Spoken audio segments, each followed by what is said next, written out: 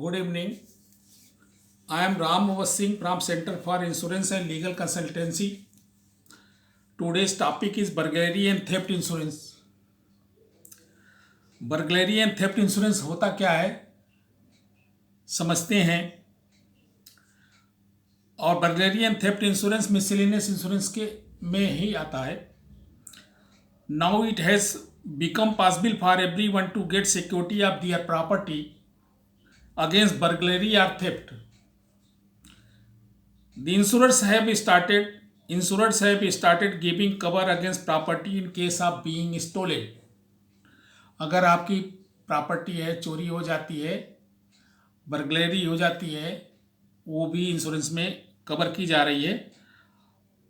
In insurance of burglary the risk of loss और damage in private dwelling house और houses by house breaking and burglary and sometimes theft too is covered. आपके dwelling house के लिए और आपकी जो भी प्रॉपर्टी है, एसेट है, जिसमें हाउस ब्रेकिंग करके वायलेंट मीन से फोर्सफुल एंट्री के द्वारा या थेफ्ट हो जाने की स्थिति में आपका ये इंश्योरेंस कवर करता है बर्गलरी एंड थेफ्ट इंश्योरेंस की पॉलिसी में।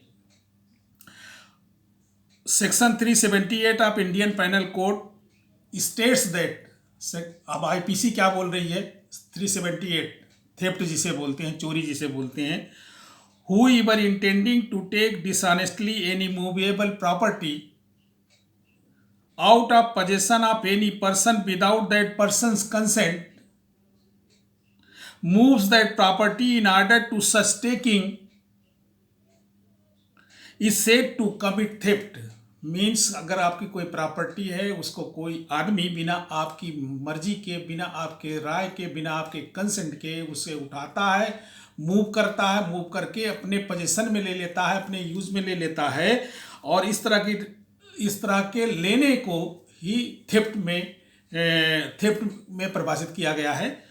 तो whoever intending to take dishonestly any movable property out of the possession of any person without that person's consent moves that property in order to such taking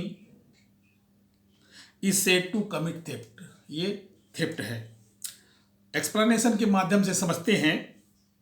as long as a thing is attached to the earth, जैसे पेड़ है, thing है, घर है, सब attached है।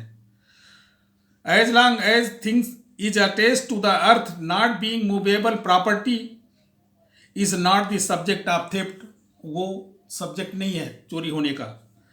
But it becomes capable of being the subject of theft as soon as it is severed from the earth. और जैसे पेड़ है, पेड़ को काट के अलग कर दिया गया तो उसको तो उठा सकते हैं लोग, वो सेवेयर कर दिया गया। दूसरा एक्सप्लेनेशन है, a moving effected by some act which effect the severance may be theft. A moving effected by some act, कोई भी तो काम करना पड़ेगा ना किसी को मूवमेंट में लाने के लिए, वो एक्ट ही तो थेफ्ट है। Explanation 3. A person is said to cause a thing to move by removing an obstacle which prevented it from moving or by separating it from any other thing as well as by actually moving it. जैसे कोई भी चीज़ है उसमें obstacle लगा हुआ है कि इसको मूव नहीं किया जा सकता है। मान लीजिए जैसे चेन है, लॉक है, वो बंद कर दिया गया है, जानवर है उनको खूंटे में बांध दिया गया है और कहीं से सेव कर दिया गया है, तो उनको निकालना, उस चेन को तोड़ना या उस ऑब्स्टेकल को निकाल देना, ये भी थेफ्ट है, निकाल करके ले जाना। एक्सप्लेनेशन 4 में है, a person who by any means causes an animal to move is said to move everything which is consequence of the motion so caused is moved by that animal. कोई animal है, वो खूंटे में बंधा हुआ है, उसको खोल करके ले जा रहा है, और खोल करके ले जा रहा है, उसके साथ जो भी जा रहा है सब चीज़ें चोरी हो रही हैं उसके जानवर के साथ, तो वो चोरी हो रही हैं। यहाँ वो कंफर्म करने के लिए एक्सप्लेनेशन दिया था। The consent mentioned in the definition में बी एक्सप्रेस्ड और इम्प्लाइड। एक्सप्रेस्ड कंसेंट होनी चाहिए या इम्प्लाइड कंसेंट होनी चाहिए, हाँ या नहीं में, या परमिशन उसकी होनी चाहिए। And may be given either by person in possession जो पर्सन पोसेशन में है वो दे, or by any person having for that purpose authority either express or implied, या कोई ऐसा आदमी जिसके अथॉरिटी है, जिसको अथॉरिटी दी गई है। The above explanation attached to the above section clarifies the term, जो ये टर्म को क्लैरिफाई करता है, डिफाइन करता है, वो थेफ्ट है। Some insurance companies have added their own definition to the crime of theft as covered by their policies. उन्होंने अपने आप डिफिनेशन भी दिया है, और लेकिन ये एक्चुअल डिफिनेशन आईपीसी के हिसाब से है। This insurance of burglary may be extended और exist from a building by a forcible और violent means. Exist from a building by forcible और बाय वायलेंट मीन्स, किसी बिल्डिंग से वायलेंट मीन्स या फोर्सिबल एंट्री के द्वारा जो चोरी हो जाती है वो बर्गलरी में आते हैं। व्हाट अमाउंट्स टू थेफ्ट और burglary with in the meaning of an insurance policy might depend on the wordings used in the policy. Policy में जो वर्डिंग लिखी हुई है वो ही सही इंटरप्रेट करने के लिए होगी, और उसी के बेस पर जो ना आपका क्लेम बनेगा, उसी के क्लेम बेस पे क्लेम आपका रिजेक्ट होगा, उसी के बेस पर आप कोर्ट में जा सकते हैं, उसी के बेस पे ही आपका पूरा दारोमदार इंश्योरेंस का डिपेंड करेगा। These types of insurance now assuming major type of general insurance, और इसमें बर्गलरी और हाउस ब्रेकिंग इंश्योरेंस में, बर्गलरी और थेफ्ट इंश्योरेंस में कई इंश्योरेंस हो गए हैं, जो हैं द बर्गलरी इंश्योरेंस में भी classified mainly as business premises burglary insurance. Business premises का बर्गलरी इंश्योरेंस, जैसे आपने कोई कमर्शियल बिल्डिंग है उसका।